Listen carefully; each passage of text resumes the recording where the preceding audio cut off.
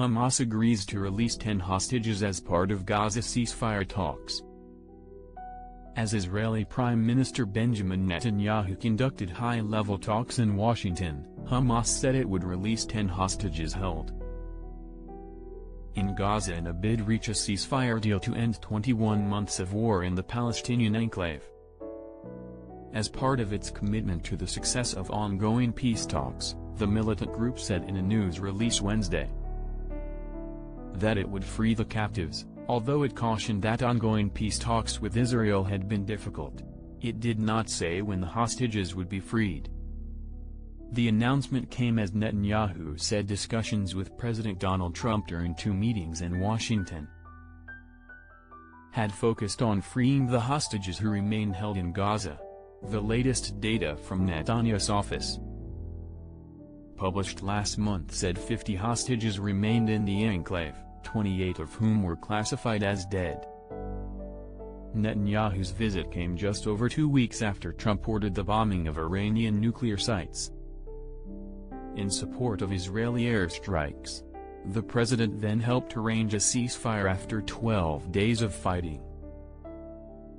Netanyahu, in a post on X, added that he had also discussed the potential implications and possibilities of the war with Iran with Trump, which he described as a great victory.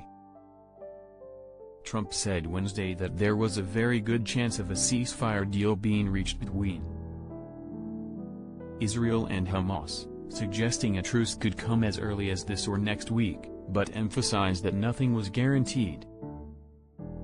His comments came as his administration moved to impose sanctions on United Nations Human Rights Council Special Rapporteur Francesca Albanese, who has been an outspoken critic of Israel's campaign in Gaza. Secretary of State Marco Rubio said in a post on X that Albanese was being sanctioned for her illegitimate and shameful efforts to prompt International Criminal Court action against U.S. and Israeli officials, companies, and executives. Albanese did not directly address the sanctions, but wrote in a post on X. She wrote,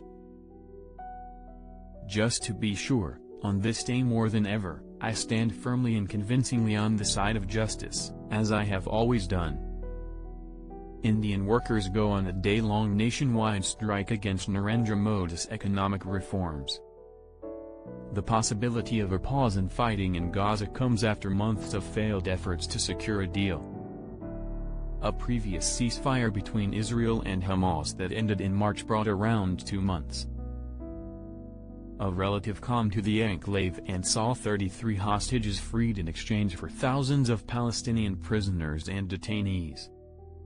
Since then Israel has ramped up its military campaign in Gaza where more than 57,000 people, including thousands of children, have been killed since October 7, 2023, according to health officials in the enclave. Some 1,200 people were killed and around 250 kidnapped in the Hamas-led attacks that day, marking a major escalation in a decades-long conflict. As talks to secure another ceasefire have gone on, Israel has continued to strike Gaza from the air and launched ground assaults in the enclave. Israel has been accused of genocide in its offensive in Gaza by human rights groups, including Amnesty International, and in a case brought by South Africa before the International Court of Justice. Both the U.S. and Israel have rejected the accusation.